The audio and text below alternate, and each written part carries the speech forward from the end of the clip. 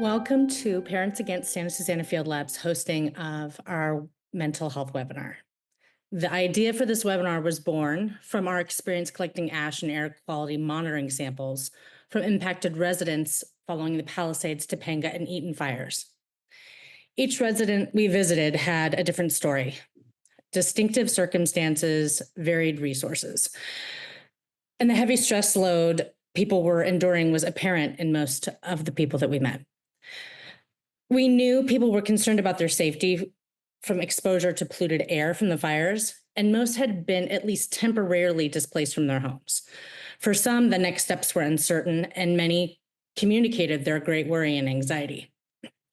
And we had, unfortunately, little to offer folks outside of masks, hugs, and the contact emails of the scientists that we were collecting samples for. Our hearts were heavy, and frankly, it was a helpless feeling.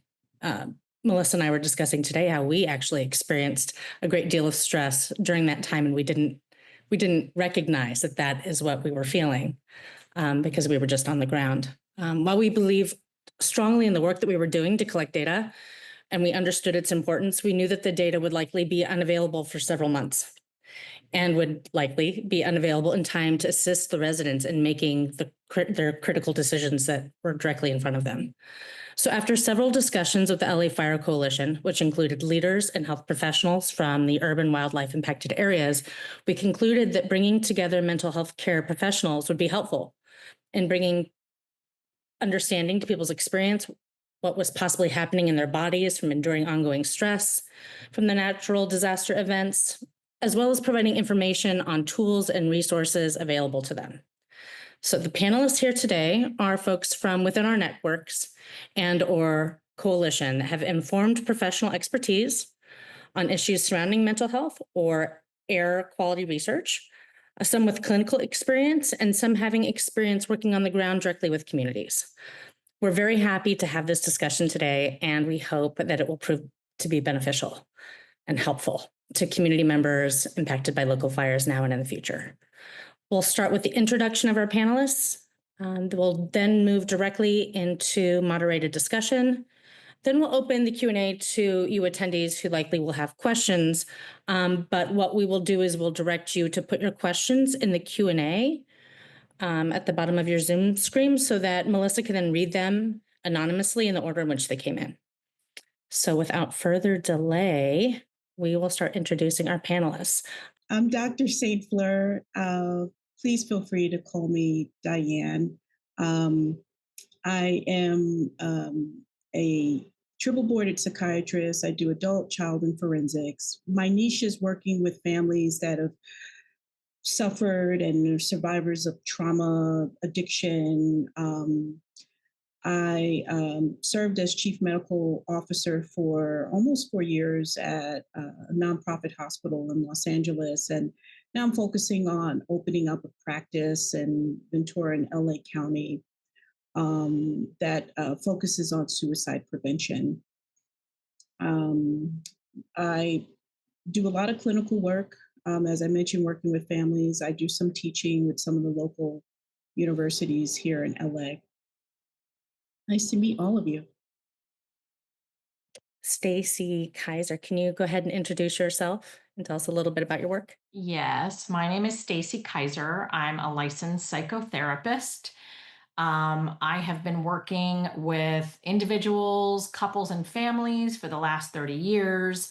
My area of expertise is all things under the crisis umbrella. So, as a result, I view this as a crisis that we've been in, trying to get ourselves out of, but there's still ongoing crises with the after effects of what's happening.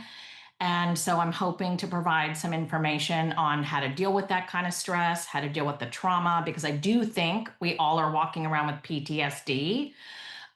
Even if you don't know it, there's varying degrees of that. So anyway, I'm hoping to be helpful in those areas tonight. Thank you. Who is our next slide? Dr. Piotrowski, you're up next. Thank you so much. It's nice to be here. And for all those who are joining us, thank you. And please know there's lots and lots of help out there for you. That's what I really want to communicate tonight. I'm a licensed psychologist here in the state of California, and I've been a psychologist over 30 years. I do education, research, I work as a clinician, and I've been a consultant. And some of the work I've done over the last 15 to 20 years has been focused on environmental psychology. And some of it's actually been very local and similar to what some of you experienced, in that I live close to Napa. So I got to experience fires firsthand in my backyard, as well as a couple of other air quality threats to my locale, and worked with a lot of our advocacy groups locally to try to help people protect themselves and also cope with the kinds of long term stressors and threats that come with threats to air quality. So, tonight I'll be trying to connect both some clinical dots with some research dots, and also helping people to know maybe how to recognize that they might have something going on, that they could benefit from some support, or how to pick a counselor, or kind of like what Stacy Kaiser was saying, is some of the tricks and things we help people use so that they don't have things escalate beyond where they need to be. So anyway, I'll look forward to the questions. Thanks. Before we move to Dr. Spada, unfortunately, Jen Rodriguez was not able to be here with us this evening, and I'm sad about that. She got sick, but she works with mental health patients who are kind of re-entering society, and she does horticulture therapy through the Turning Point Foundation. And I find her work very fascinating because she is implementing self regulation techniques all the time, teaching people and probably modeling them as a as her work. And I was hoping that she could be here tonight, but we do have some resources that she shared with us that we will still put in the chat at the end of the webinar. So Dr. Spada, you're next. Thank you. So I am not not a mental health professional. I'm an air quality scientist from UC Davis. So most of the work I do is is monitoring of air quality, both at the national regulatory scale, but also at the community level. I work very closely with the Citizen Air Monitoring Network, which is based out of Vallejo, California, a heavily impacted community, and we've been working together for a long time, which has really helped me understand um, some great ways to work very closely with community members as an academic and translate my work, the chemicals in the air, to everyday practices that people can do to improve their own indoor air quality. So that's what I'll be contributing tonight. We're going to go directly into the moderated discussion. And I think we should start with identifying causes of stress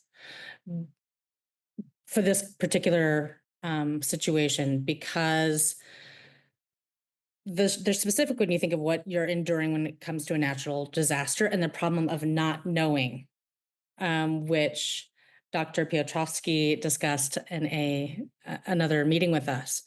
One of the issues of not knowing in these situations was not having access to comprehensive data on soil, air, and water. The fear surrounding not having data available to people to be able to make decisions for themselves and their family. We saw that weighing very heavily on people. And again, fears of exposure to contamination that they can't see, and the varying availability of access to resources. And that varied across communities and individuals alike. So can we begin discussing, acknowledging how these issues generate and accumulate for people in a real way that impacts mental health? And you guys can unmute and start discussing and be in conversation, and be like me and interrupt each other if you'd like. thing. So, so I liken some of this to what we call. Well, first, I'm going to say people are experiencing a lot of anticipatory anxiety over and over again. So the first part of it was you might have smelled smoke. And you went, what's that? What's coming? What's coming towards me? And then you might see a color, orange in the sky, and you're, what's that? What's coming towards me? What's going to happen next? And then the fire comes. And then the fire goes, and you're going, wow, look at what happened. What's going to happen next? And it's this constant state of what's going to happen next. And even after the smoke, after the fire, after the burn, after you're in a quasi safe place, then you're going, wow, what's on the ground? What's in the air? And what's going to happen next. And so it's this anticipatory anxiety of wondering what's coming next that is almost like a roller coaster for everyone who's been through this. And it's a roller coaster ride that's really hard to get off and way too long. And I liken this to what folks go through when they go to the hospital to get a test done to maybe rule out a dreaded disease. And what happens is they have to wait so long to get the test and talk to the doctor. That's one problem. They get mad about that. But then they finally get there and they get the test, and then they have to wait. And they have to wait for the lab to kind of come back and bring the results.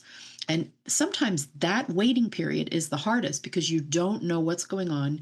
You don't know what they're going to say. You don't know what kind of precautions you should be taking or how to take care of things for yourself.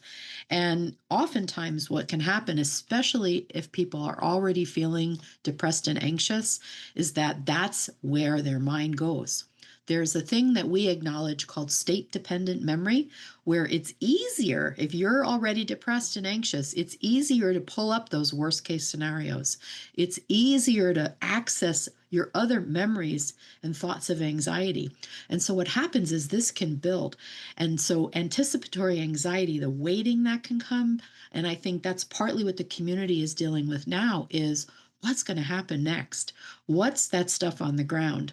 What's going to happen to my house? There's lots of what's next, and all that anxiety is building up from many areas. So if you're feeling anxious, and also please know that anxiety can be exhausting. And I can walk through an example too of another phenomenon called catastrophizing that can come up. You should be feeling exhausted. You should be feeling anxious and depressed. This makes sense. That's normal in response to this kind of stress. So let me stop there and pass it to a colleague. So information is something that eases anxiety. And so, what you do want to do when you are dealing with anxiety and stress is gather the information that you can gather. So, I want to encourage everyone to ask yourselves, what do I know? And what can I find out? And to continue to start working towards gathering information, which is something we are all doing right now. But there's a secondary piece that I think is important. There's a meme all over the internet that says your anxiety is lying to you. And Mm, that is real. When mm, our minds get scared, they start to make things up. It's actually a protective mechanism. It's our brain's way of trying to like prevent an attack. However, it causes more anxiety and more stress. And one of the things we therapists and medical professionals know about anxiety and stress is it's not good for your well being. It's not good for your immune system. It can actually make you physically sick. It can actually impair your productivity. It can stop you from trying to identify what's real information and what's false information. It can also impact your intimate relationships because anxious and stressed out people tend to be more irritable. So, what I want to encourage everyone to do is sort of reality check the kinds of things that your mind is thinking and to try not to worry about things that you don't have to worry about yet or that you don't have information about yet. that's super helpful. Does anyone else want to add to that, or should I move on to the next question? I think I'm just going to make an addition or two. Great. Yeah. So the other thing I would add too is not only do you want to gather your questions, but write them down. Like have it almost like a to-do list. And when you get the answer, write that down too. Because you want to sort of make sure you get it right. If you get an answer from somebody, repeat it back to them so that you know you got it accurately, and that way you've got some facts under you and that'll feel better. If you go, I know nobody on this call does it, but if you go on the internet looking for facts too and you find different information, make a note of that. That boy, there's a lot of stuff that disagrees here. So what that means is you want to work hard to try to stay neutral and not assume the worst. Okay. And I think that's where what I was saying earlier about this process of being on that anxiety roller coaster, you don't want to catastrophize. So when we talk about catastrophizing, what that really means is that we kind of go forward in our thinking, imagining what's the worst case scenario. And when it comes to sort of pursuing some kind of dust or something like that you might be getting evaluated, part of it might be maybe you're going to be having Nick come to your house or to your neighborhood, and he's going to collect samples, and he's late. You haven't gotten a call from him, and you start saying to yourself, boy, he's probably too busy. Boy, they're volunteering, they probably have other things to do. um, you know uh, they're probably not really going to actually follow through for our neighborhood, and I'm probably never going to get an answer to this and find out what's happening here. And it's probably going to wind up being like the worst possible kind of dust I can have. And I'm and then I'm going to get sick, and my kids are going to get sick, and I'm going to have to move. I'm probably going to lose all the value of my house. And and like, this is ruining my life, and my life is totally completely ruined. And and then you get depressed, and you might even cry, and then you're wiped out, and then the phone rings and it's Nick, and he says, I'm just running a little late. And so what happens is our mind goes on this trip. That's the catastrophe trip. And again, I know that probably doesn't happen to anybody on this call, right? Of course it does. And that's what we try to kind of work on with folks, is to help them not get ahead. So Stacy's comment about really trying to not get ahead of things and just stay where you are until you have the facts. In this case, it's, gee, I wonder what happened to Nick, and not letting your anxiety take over and run. Okay. So that's one of those clues too, where if you find yourself going way into the future, and one thing after another, that's probably a sign that your mind is very anxious and your thoughts are racing over that. Okay. And that's a stressor. And Stacy's exactly right. That affects your body. So that brings me to the next question, which I'm going to direct to Diane, because she did put some slides together. And the question is going to be, what does stress and trauma do to the mind and body? So I'm glad that Nancy brought us there. And Melissa, can you allow her screen sharing? Sure, yes. And I really appreciate all the comments. They've been very informative. And I want to thank the audience for being here today. I know that many of us have been affected directly or indirectly by the Los Angeles fires and other forms of trauma, as one of the speakers alluded to just recently. And whether it's through a natural disaster, violence, or family stress, these experiences can leave a deep impact on our mental health. So I had thought to put a few slides together that are meant to offer a clear and simple overview of how trauma affects our mind and body. And also wanted to focus on how resilience plays a powerful role in helping us recover. As we talk about how trauma impacts mental health, it's important to remember that everyone responds to it differently, right? And that's completely normal. Some people may feel that it affects them more deeply, or it takes a longer time to get over it. That doesn't mean that you're weak, doesn't mean that something's wrong. it does mean that there are just certain factors that can make someone more vulnerable or sensitive to the impact of traumatic events like the recent fires we endured. So, what I like to do is share some of the factors that can make someone more vulnerable to the emotional effects of trauma. And these are called risk factors, and they help us understand why some people may have a harder time than others coping after a traumatic event. The risk factors are generally grouped into three categories. Pre traumatic risk factors are considered things that existed before the trauma. Peri-traumatic factors are considered things that happened during the traumatic event itself. And post traumatic risk factors are things that happened after the trauma. So, understanding these risk factors doesn't mean we're predicting how someone will respond, but it gives us some helpful clues about how we can be compassionate and protective in offering support to those who may need it the most. So, for pre traumatic factors, genetic predisposition to anxiety, depression is one of them. And those are two pretty common disorders that humans experience across the globe.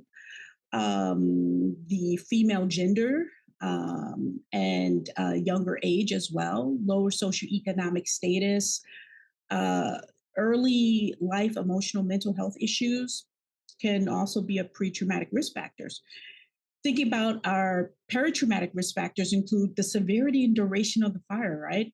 As well as concurrent stressors, as a child and adolescent psychiatrist, you want to think about, what was the attachment security and the parental bond like during those events. So divorce, for instance, can really impact or exacerbate the impact of the trauma.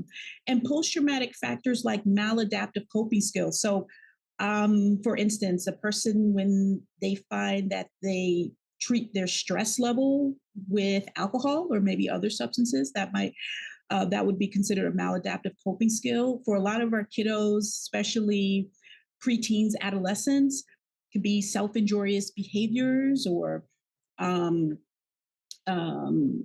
suicidal thoughts, kind of like, I just need to escape, so I don't want to live. That can be a form of coping skills maladaptively.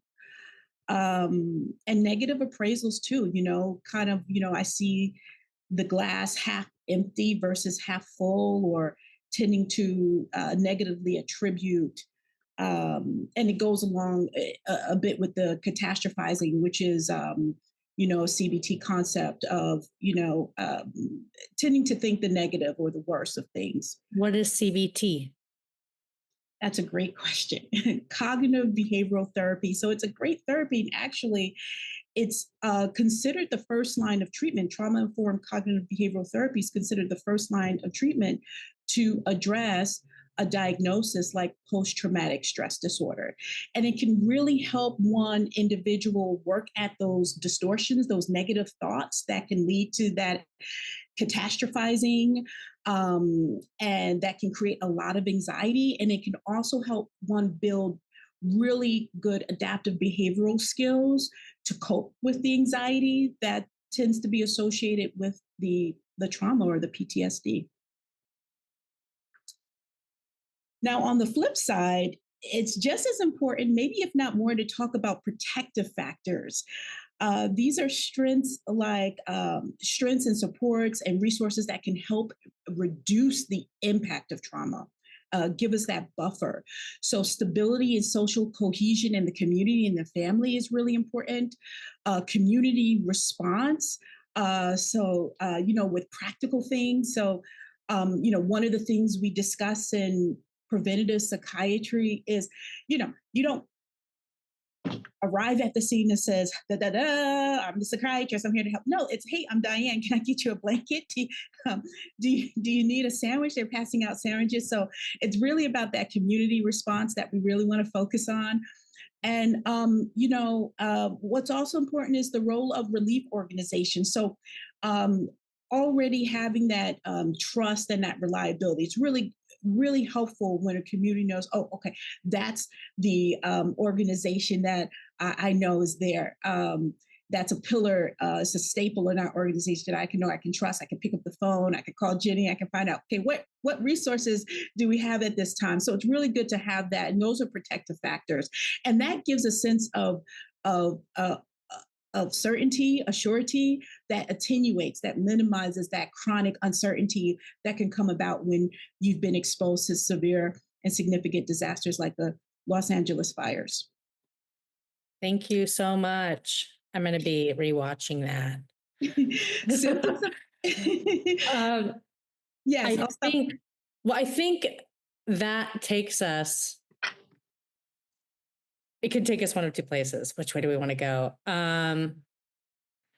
Okay. How can we help people with problem recognition and identifying these symptoms of overwhelm earlier in the process? Because you're talking about these 3 stages, right? So So I want everybody to think about the last time you wondered if your car was having trouble, right? You're like, oh, I hear a noise. I hear a noise. It's not a really loud noise, but I notice it. I'm noticing this thing. I don't know, maybe it's a problem. And that can kind of stick with you. You notice something that's off. Then you bring it. About like the hum of anxiety. It could be the hum of anxiety. It could be you're waking up tired, more tired than you used to. It could be you're crying for no reason at all. Like you open the refrigerator and you look at the cheese and you go, I'm so glad we have food, and you cry, over nothing, or a commercial. Or maybe you're not going out and visiting your friends as much, or you're sleeping later, or you're waking up in the middle of the night. Or you just, nothing makes you happy. You don't feel good, things like this. And I'll give a few more examples, but it's this issue of recognizing that something's off, and there's 2 pieces to this. One is, we want to kind of know what's off so that if you do go to the doctor or a priest or a pastor or other religious person or your gynecologist or maybe your best friend or whoever you go to talk to say, I notice this. I think I'm doing this, right?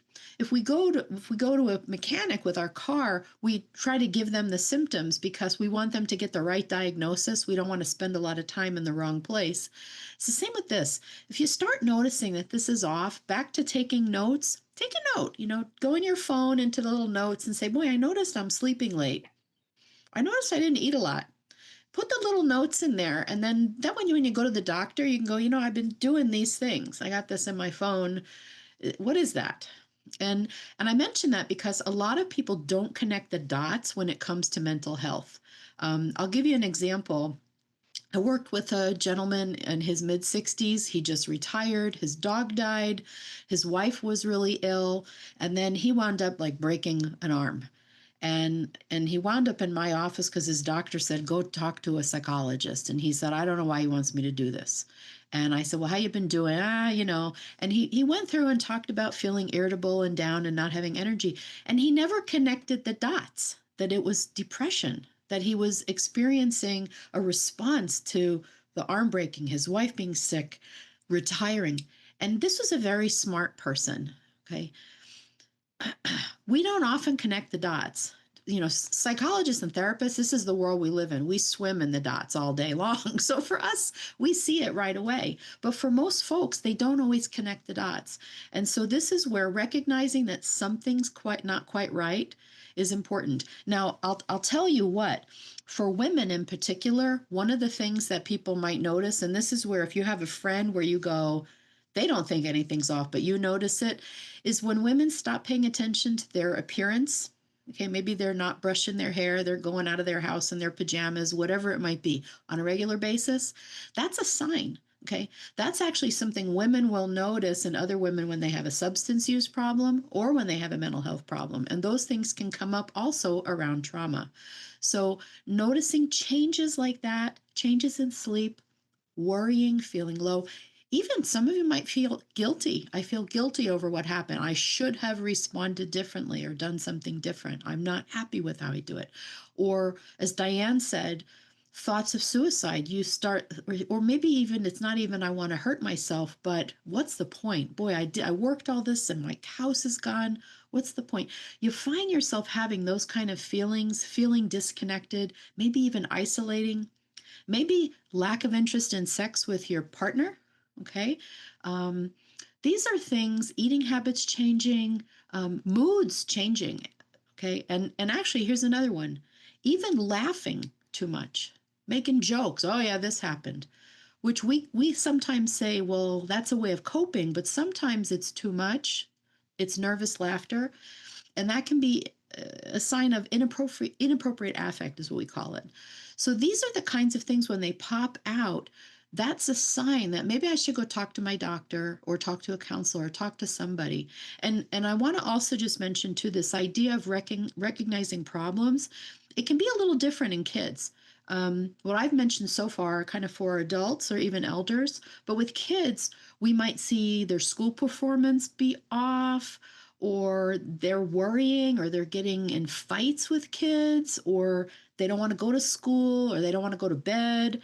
Maybe they get a little hyperactive, or maybe they have a temper tantrum and they're doing something that they did 3 or 4 years ago when they were much younger, but now they're starting to do it again. Or maybe they get aggressive towards you, or they're not listening anymore. Those are some signs that we might have also a child who could have some anxiety or depression as well, or is having a response to all the changes that are happening. And I think, what I want to underscore here too is the fires are one piece. And then there's the fear about what's next. But remember, when you're also moving out of your house, I mean, moving normally without a fire is one of the most stressful things you can go through. So you add that on top of that, or maybe your place of employment is gone. Losing a job, again, that's a major life event without a fire, without having to move. So this is where, when we talk about cumulative impact, where you're having multiple things happen at the same time, that's where it makes sense that you might be having some of these feelings and experiences. And it's a normal reaction to a set of abnormal life events. It's not that you're doing something wrong. And even with risk factors, it doesn't mean you did anything wrong to have those, but that you may be experiencing this stuff. And the good news is that we actually can do things about it and help. So anyway, let No, me that's let me great. stop.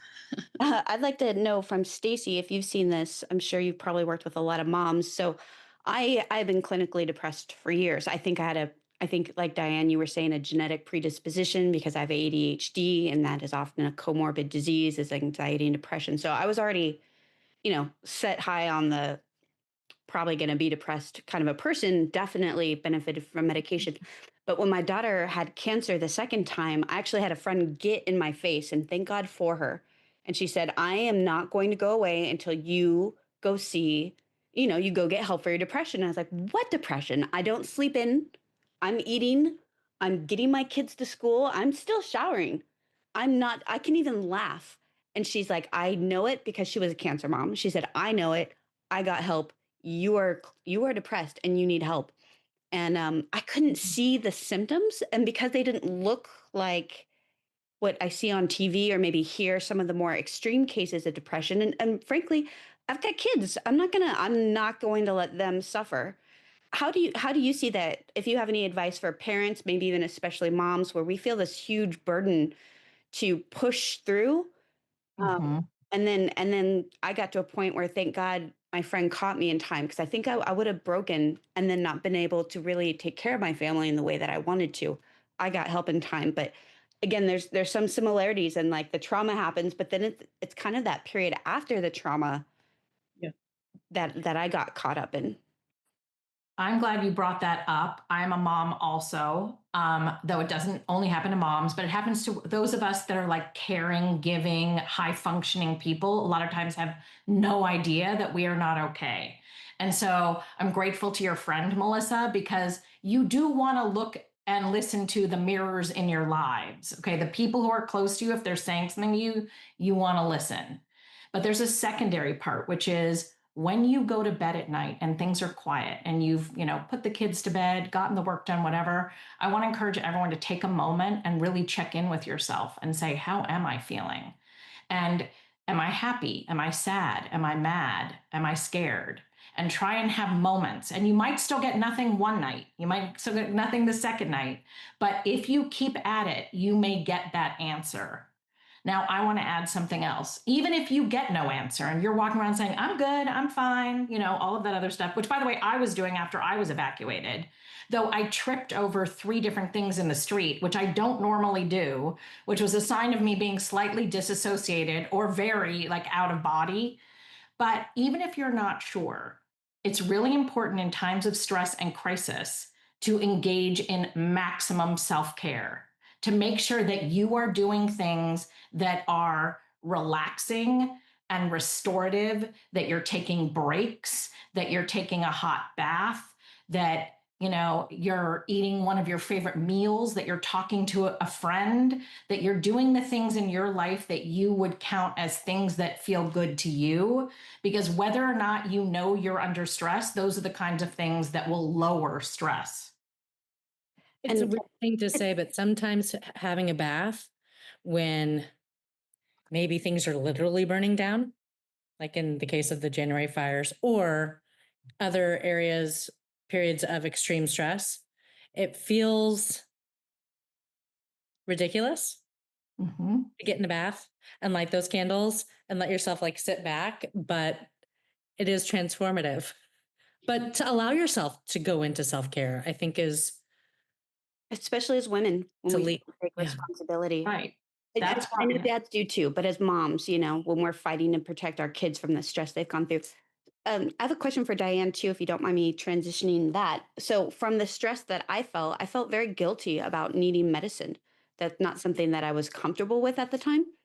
Now I thank God for it completely, but I had a friend, luckily, again, another cancer mom who had lost her daughter. And she told me that my body was not able to regulate itself anymore because of over that point, 4 years of trauma that I had gone through, which again, I think, there's going to be people it's going to take years to get their lives back in order after these fires. How does that play out on the body, that kind of stress on our hormones and our own emotional regulation? And what can long people term do about that? It's an excellent question. If I may, I have a couple of slides that point to exactly that question that gives you a glimpse of the impact on the neuroendocrine system, the traumatic impact on the neuroendocrine system. If I could pull that up, there are different. So trauma, a lot of times I tell my patients that, you have to liken trauma like a really the way you liken a car accident, right? If someone's in a car accident, okay, and they God forbid, but they break something, they break an arm, they break a leg, right? You don't expect them. I usually liken like a football player is in a car accident, breaks an arm, breaks a leg. You don't expect them to be on the field next Sunday, right? You have to really approach trauma in a very similar fashion with the brain. The only difference is we can't feel or see the brain trauma, but there's so many different parts of the brain and the neuroendocrine system that trauma impacts. So for instance, with the hippocampus, that deals with the function of memory and stress termination. Well, that's one of the parts of the brain that's significantly impacted by trauma.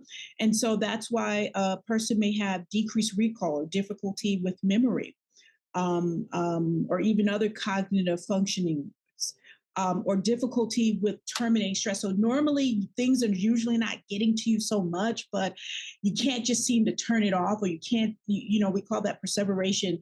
You can't seem to just say, okay, let me just move on to the next thing. Diane, what do you call it? Did you say you call it separation? Perseveration. Perseveration. It's a fancy psychobabble word, but the point is that there's just a lot of focus, over focusing, over dwelling, preoccupation on stressors, and it's impacting your normal daily life, whether it's home, work, any domain of a well-balanced life. And the amygdala, it's a part of the brain. Oh, you know what? I have a brain. So you guys can't see the PowerPoint, but I have a brain here. I don't know if you guys can see it. Yes, we can see it. So the deep part of the brain here, we call this more like the primitive part. There's the amygdala. I was just talking about the hypothalamus. This is the deep part of the brain that we usually liken to primitive, because the brain function is very similar to other animals versus the prefrontal cortex, the outer part that deals with executive control and judgment. The amygdala, this area here in the brain, deals with hypervigilance. So when this part of the brain has been exposed to significant trauma, and there's a cascade of neuroendocrine systems that's responsible for that can lead to a lot of hypervigilance. So you're just worried. So a great example would be the war veteran that comes back, and they're at a restaurant, a fork or a knife drops on the floor, and they're taking cover because they're thinking that they're back in combat. So that's the part of the brain that results in that type of hypervigilance. The prefrontal cortex, this outer shell here, you can see here, primarily the medial prefrontal cortex, this area here, results in, is really important in inhibiting stress, and that becomes impaired, right? So being able to say, you know what, breathe, reel it back in, Diane. It's been a long week. Take your bubble bath. That becomes increasingly hard to do when that part of the brain is stressed. So there is a neurobiological response to trauma that explains why you can't seem to get the worry thoughts out of your head, or you're not paying attention to those typical cracks you would never trip over because your cognition is being impacted, or you're not recalling, you're not as sharp. Now, when we think about chronic stress, that can lead to elevated cortisol, which can lead to atrophy of certain parts of the brain. It can lead to dysregulation of our thyroid levels. So that's what monitors, regulates our metabolism, and is instrumental in regulating the function of our body. And that can lead to even high levels of thyroid, T3, T4, which can lead to increased anxiety. Another example, and I can go on. So when you're thinking about serotonin, which is the medication, usually when we prescribe medications for anxiety or depression, you are taking a medication that increases the overall concentration of serotonin. Well, under chronic stress, that can become dysfunctional and lead to mood and anxiety regulation. So your friend is absolutely right. It becomes like a chemical imbalance because the assault to the brain creates a cascade of dysfunction in the neuroendocrine system. And the medications, and what I tell parents and adult patients, the medication creates a protective factor against all that chronic hormonal discombobulation. And the research shows that the combination with therapy plus the medication is the best for disorders like anxiety or depression. So it's so again, I try to liken it to that football player got into an accident and broke a limb. Would you be expecting them to play next Sunday? No, they need to take time to heal, need to take time to recover. They need to engage in their therapy and whatever treatment their team has laid out for that healing and recovery process. And it's the same exact thing for the brain. The only difference is we can't look at the brain. We don't really see what's going on. And they can't say owie the way we say owie when a limb is broken. That's so awesome. I am someone who is actually more resistant to taking medication for anything, but the way you just broke it down about how the brain works and what happens and what functions are impaired and the imbalance that is then created really helps me understand. And I appreciate you walking us through that. Awesome. Yeah, it's cool. So Before we move into discussing coping skills, oh, sorry, Nancy, were you gonna jump in? I'm so sorry. Please go ahead. I wanted to just add a couple of points there too to kind of tie a few things together that that were mentioned. Um, so back to this idea of, how do I help myself, right? Self-care. Medication is part of self-care, but then as you were talking about, there's also things like a bath, right? Why would a bath be comforting? Okay. Where do we start life? We're in a giant bathtub called mom. Okay. Right? We are in water, we are in fluid. And so there are some very primitive things that can actually be very relaxing.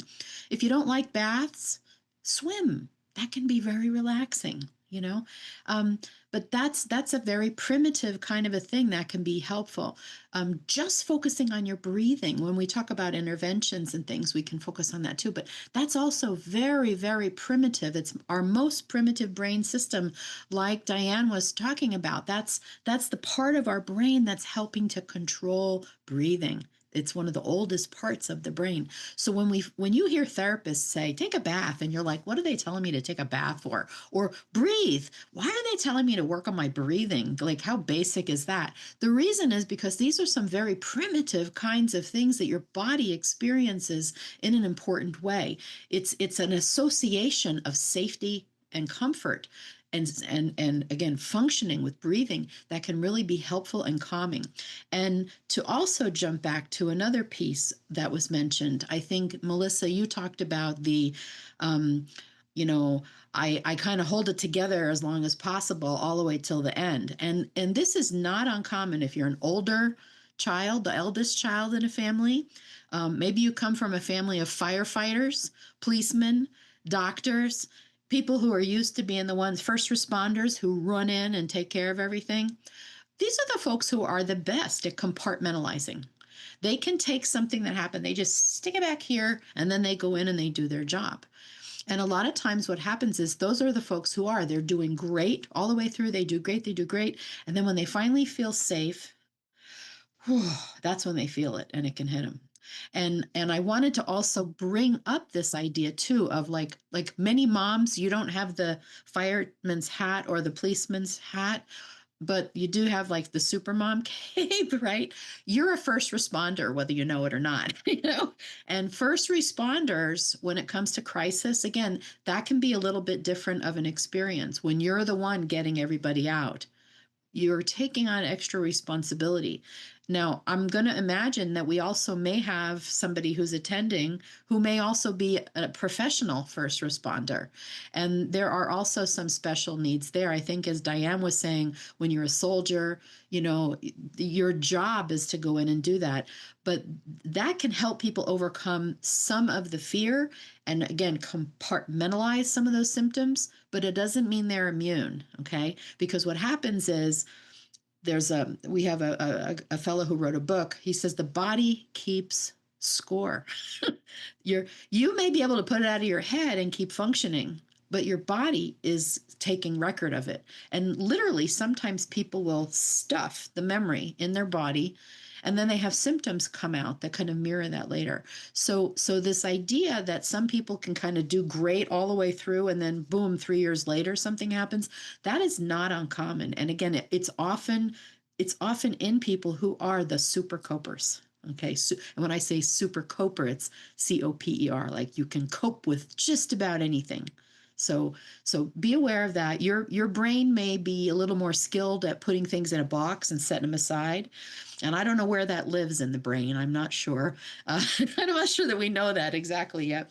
But be aware that that's another kind of a thing where you may not think you have any symptoms, but you may be having them. Okay. Yeah. Thanks. I'm looking at the clock and we have 3 minutes to 7. So I think what we should do is, before we move on to networks and resources, which I think we should finish with, I want to pivot to Dr. Nicholas Spada to discuss the unseen impacts of poor air quality on public health, and your expertise in air quality research, not necessarily mental health, but the actions that people can take during these crisis events to help mitigate the stress levels. Because if I was in a fire, I would be like, what would Nick say to do? I mean, sorry, fire adjacent. Now, if my house is burning down, I'm going to obviously evacuate. I'm not recommending anything otherwise. I'm saying if I was burn adjacent, wasn't being evacuated, but I was in the smoke pathway, I would definitely want the information that you have. And I think that can help people mitigate stress. So can we pivot to you on that? Sure, absolutely. So air pollution is inherently scary. It's usually invisible. And when you hear about lead and arsenic and scary chemicals like that, it's really easy to feel overwhelmed because we just don't have a lot of control over it. But we actually do have a lot of control over our indoor environments, which is where we do spend most of our time, and especially when there's wildfires or industrial accidents, um, then the indoor environment becomes especially important. And there are actually very simple things we can do to control and mitigate our own air quality. So, starting with windows. When a wildfire happens, and let's say you're in the path of this event specifically, let's say you evacuated and your home got filled with smoke. What you want to be doing is aerating the house, right? You do want to open those windows. I stick those fans in the window, like the 20-inch fans. I stick it in the window, and I just have air going through the house, blowing through it. And we've talked to a lot of folks about, taking their clothes outside, letting those air out. Any of these things that smell, especially soft materials, fabrics, carpets, even furniture. Um, if you're going to vacuum them outside, wearing a mask. Um, and that brings us to masks. Masks are also really, really important. Um, because it's like armor. When we put on a mask, we feel like we're wearing armor and we feel protected. And I also brought respirators, and so there's no harm in being overboard with it. So if putting on an N95, if it makes you more comfortable and you have a respirator, go for it. I'd rather look silly and feel comfortable than otherwise. Let's say your home wasn't in the burn area, but maybe you live near the landfills where you know that this ash is being transported and it's worrying you. Um, those trucks are coming at certain times, and you can close your windows. You can block off the outside world and keep your indoor air safe from whatever might blow in, right? Be safe than sorry. Another thing that really helps is water. And so if when my home gets affected by wildfire smoke, I put the kettle on, and the kettle will release water into the air, increase the humidity of my indoor air. And ash and smoke are hydrophilic, meaning it loves to take on water. Those particles get heavier and fall out of the airstream. They collect on the floor and countertops, any surfaces in the home. Increasing surface area in the home, you can do that with indoor plants. So it doesn't matter if they're plastic or alive, it doesn't matter. As long as there's a lot of surface area, if you have them, you notice they get really dusty. And that's really good if you don't want those particles in the air, if the particles are what you're concerned about. So if they're small plants, you can take them to the sink and give them a bath and wipe them all off wet. You definitely want to be wiping surfaces wet. So with like a spray bottle and a rag, mopping the floor rather than sweeping or vacuuming. You can use vacuums on carpets, of course.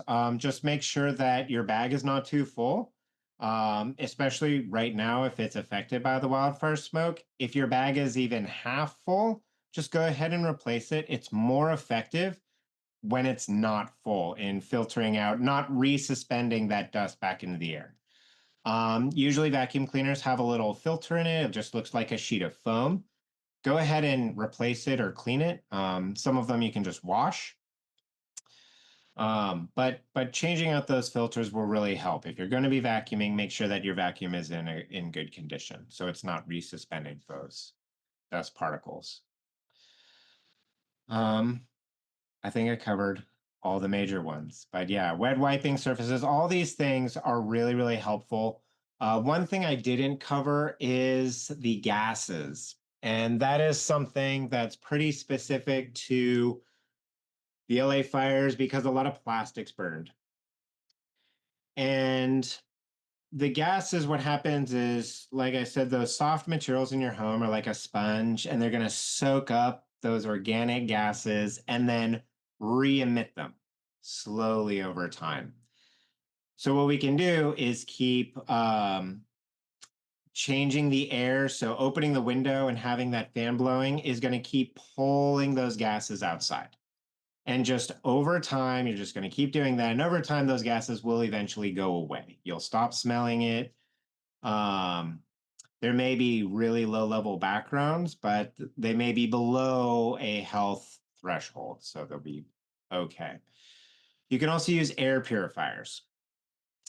And I definitely recommend those if you have really young children, infants, if you're pregnant, if you have children or anyone living in the home who is sensitive, maybe they have asthma or other respiratory disease. I would recommend having an air purifier in that room. There are plenty of commercial ones. They're all fairly the same. If it says it's a HEPA filter, then that's even better. That's typically medical grade. It removes the particles out of the air. If it has a carbon filter in it, it's also pulling out those gases.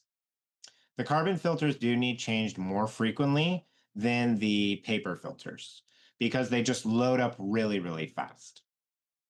So whereas your paper filters may need changed every couple months, I would change the carbon filter maybe every month. Or if your home was really in the burn area, I would change it really frequently, in addition to the opening and closing windows. You can also make your own air purifier, and we will put a link in the chat. This is really simple to do. I teach communities to do it all the time. It's literally just taping those cheap 20 by 20 inch air filters to a 20-inch box fan. A really simple way is just one filter taped to the front of the box fan, and you turn on the fan and it filters the air. Really simple. It works pretty well, and it doesn't take up much space. The link we're going to share is called the Corsi Rosenthal box, and it is a cube. So it's much bigger, it's much more space, but it does work better. What you can do with those is you can modify the fan speed. So what I recommend is the lowest fan speed normally, because the lower the fan speed, the more time the particles have to stick to the filter, so it just is more efficient. Let's say your home filled with smoke, like your really smoky house, and you want to get rid of it as fast as possible, a higher fan speed, so just all the way to the max. And then that's going to be more flow through, and it's still going to do a good job of filtering out particles, and you're going to get them out faster. And you can be as creative and artistic with the tape job as you want. I usually do. As long as I get all the seams, it's fine. And this do-it-yourself air purifier does work pretty much as well as the commercial ones. And it's pretty easy to change out. It's easy to change out the filters, especially if you use masking tape instead of duct tape. That's So a pro. awesome. I Yeah. love that. I feel empowered. This is Mhm. great.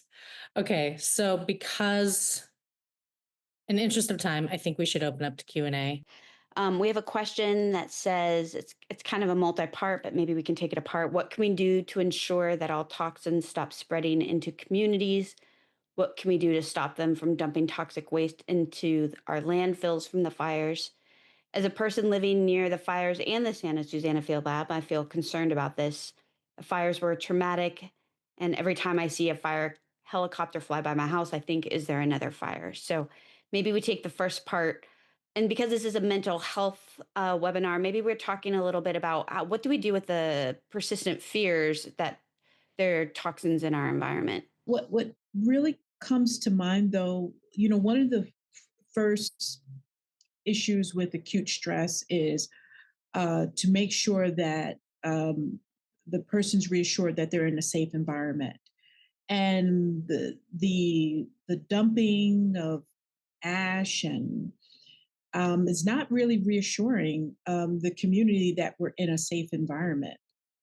And so, I'm curious to know. Um, I think I have share a similar sentiment.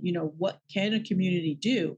How can we reassure community members are safe if there is constant dumping of chemicals? You see the trucks lined up, and you see that, and it's saying that we're not safe, or that there's a potential issue of pollutants polluting our air, our community, our children.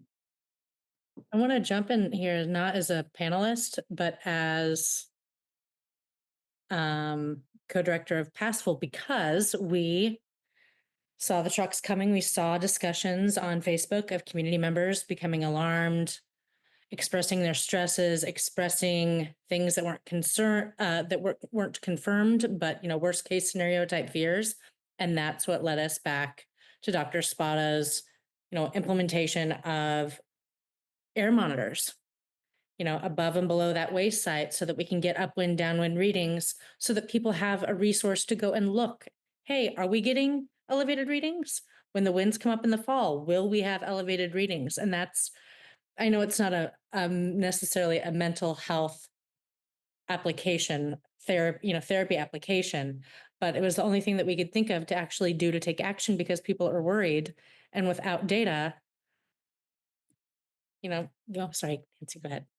I'm going to put the next part of this question to Stacy, because she was evacuated um, in this fire. So what about when somebody sees the helicopters fly by? You also mentioned PTSD, which is why I'm addressing this to you. And there's concern about the effects of seeing this happening. Maybe it's happening again. Well, again, I think it's so important to get grounded in information. So I have the Watch Duty app, which is wonderful.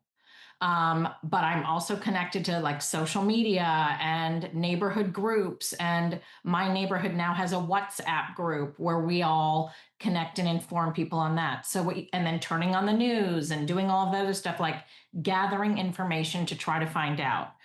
Also, you can call your local fire department. They will if you don't, not 911, but call the non-emergency fire department number and ask them, and they will tell you. The other thing I just want to add is that one of the best things to do to gather information is to keep chasing information. And I know I'm sitting on this panel with a bunch of people who are being activists for the causes, and that's what everyone else needs to do. We have to keep pushing our communities, our cities, our counties, our state to give us information, to do the testing that we need, and to be open and honest with information, and not to be hiding it from us. That's right. We Amen have to that, Stacy. another question that I'm not entirely sure about, so they might, if they type more in here to clarify this. But how can we communicate or explain to people living near the fires and the judgment? And I'm going to take a guess that might mean, if you're taking steps to protect maybe your family or yourself, and maybe there's judgment that, like, oh, you're overreacting, or you're fear mongering or whatever. I'm going to assume that's what this means, and they might clarify that more. But can someone address that? How do you kind of defend your actions, especially when nobody has real information, or that it's being processed but it's not available to you, and you choose to take a more protective measure than maybe your neighbors or the people around you? Like wearing an N95 mask when no one else is.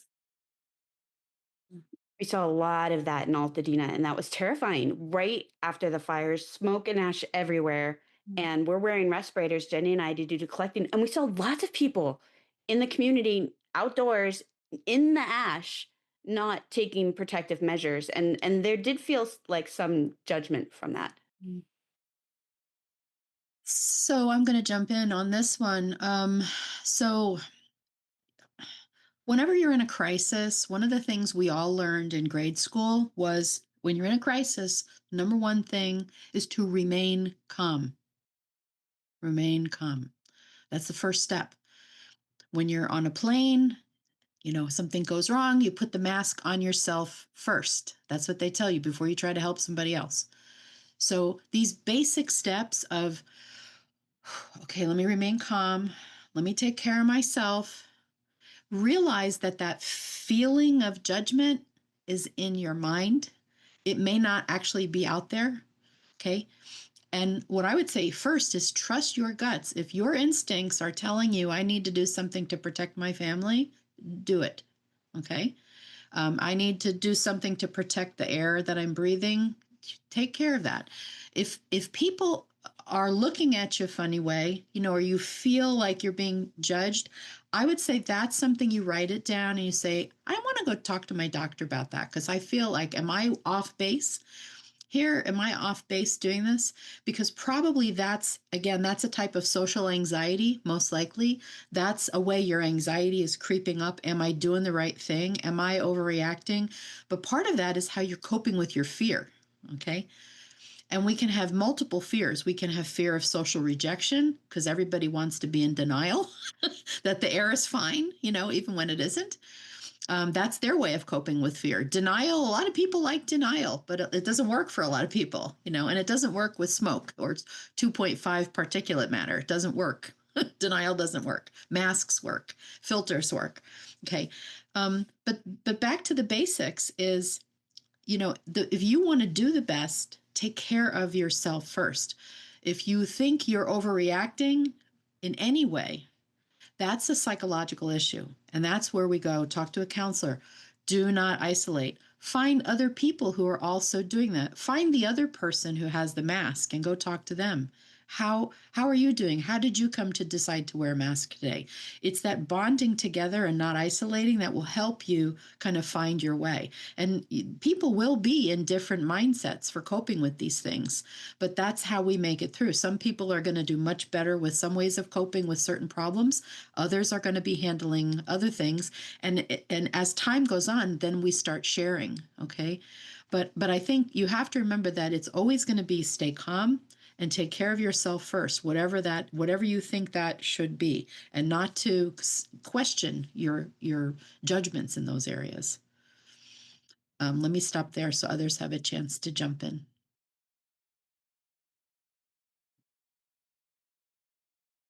I know that when we worked with Dr. Spada in the community, Jenny and I were really concerned about seeing other people not masked and not taking the most. He had us take the most protective measures. And granted, we were in the ash, scooping it up, trying to get it in the little bags, and we were in the burn zone.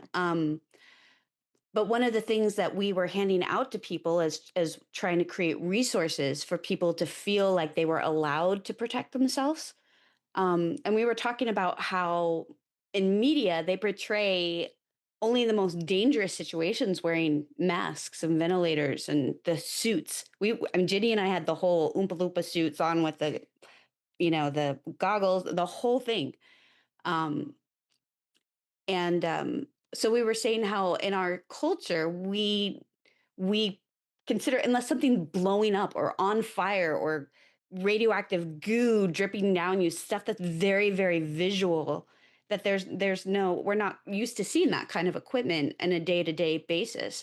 And so we were trying to help normalize that. Yes, you are allowed to wear that. You don't have to be covered in green slime to qualify, that is justified to take more protective measures.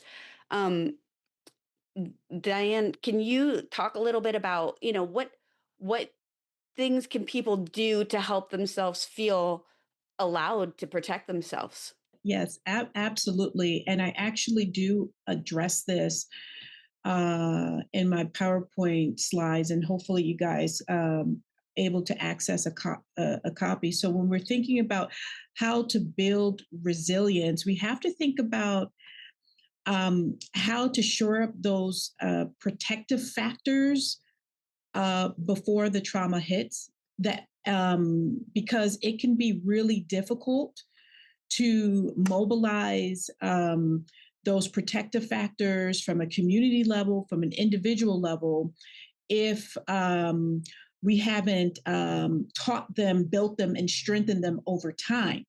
So normalizing wearing masks as not just for Halloween or when it's mandated, but it's a part of taking care of our lungs, making sure that we take care of our respiratory system.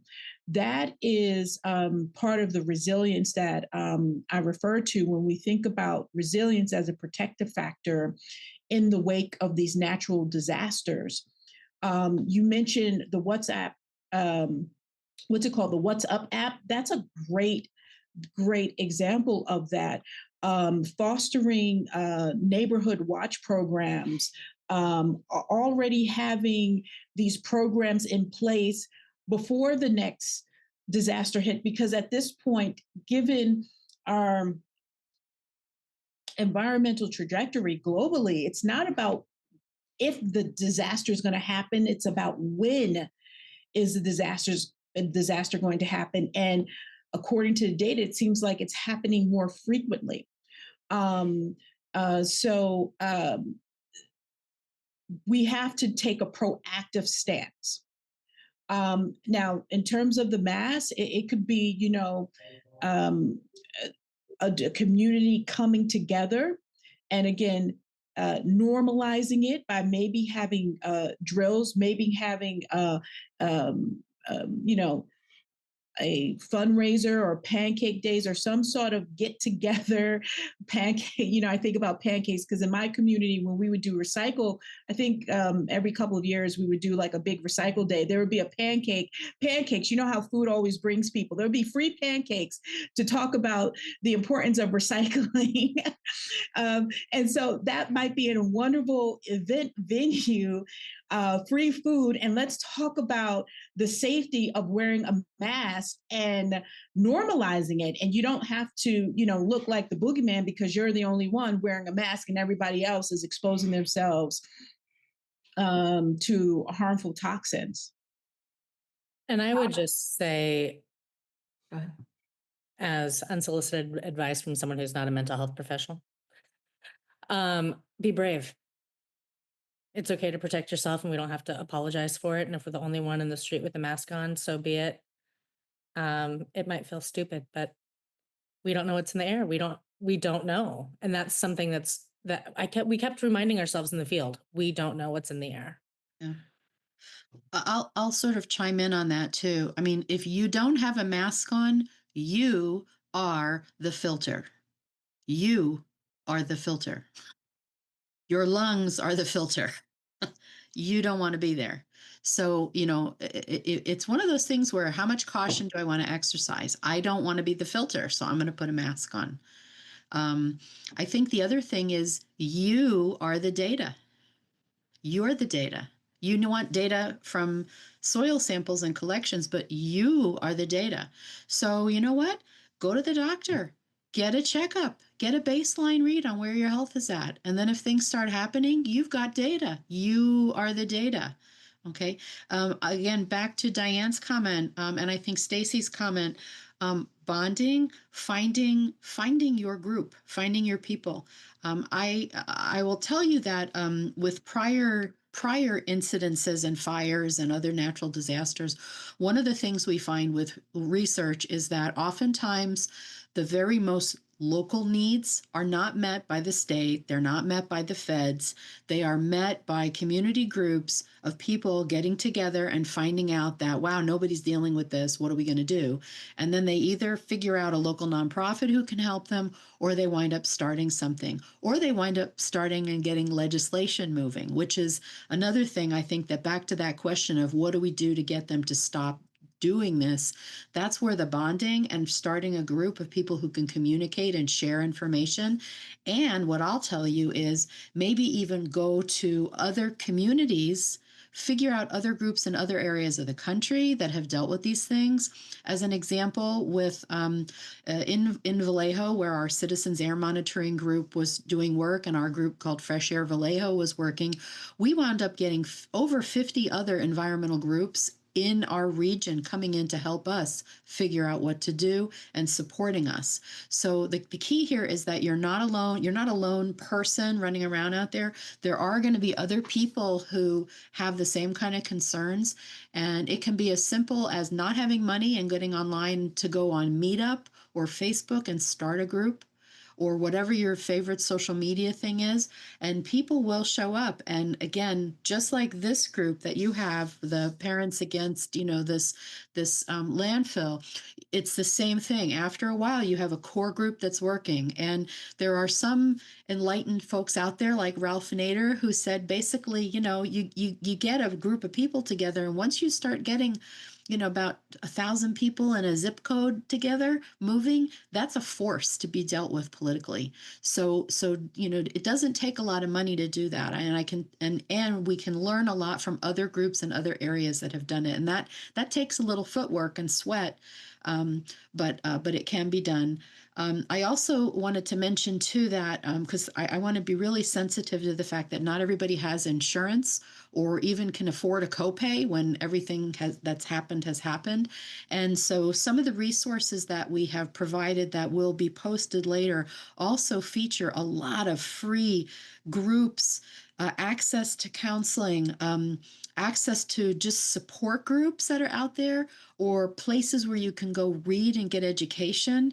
Um, there's lots of information out there. So there's about 3 pages of resources that will come to you and will be a help. And I will tell you too that there are lists floating around of people who are doing pro bono work, which means free. They'll offer free services.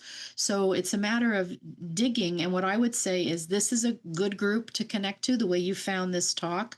Say you're looking for something and you go through those resources and you can't find it, send them a note back. We'll dig a little more and try to help you get there. Okay. But don't feel like you're alone with it. There are other communities like mine, like in Australia, like in Hawaii, like in all these different places that have gone through this. And we have ways to share to kind of help you make your way through. So we do want to be able to wrap in 4 minutes at 7:30. So I'm going to direct folks to the chat where Melissa has posted all the resources that Nancy mentioned. We've got the slides from Dr. St. Fleur. We've got several grounding resources or grounding how-to sheets from Jen Rodriguez from the Turning Point Foundation, who wasn't able to be with us tonight because she was sick. So I want to make sure that everyone has a couple minutes to be copy pasting, downloading those in real time before we wrap up. And Melissa, We'll go for it. also have those linked on our website, Parents Against Santa Susana Field Lab. I'm sorry, Parents Against SSFL, which stands for santasusannafieldlab.com/LA fires. Email addresses of everyone who signed up for this will have that available. We'll also include those links on the YouTube channel where we post this video, and try to make sure those are available. Dr. Piotrowski was very generous to say, she's available to help answer any questions as she's able to. If you would like to direct that to our email, should I put that slide up now, Jenny?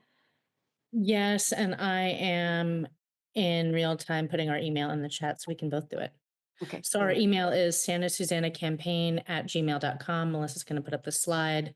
What we're going to do is if you have additional questions that we couldn't get to today, or you decide you have one tomorrow, or you have one that you didn't want to be asked publicly, we can forward it to the panelists. We can get you a written answer back over the next week or so, and make sure everyone gets the information that they needed coming to this webinar.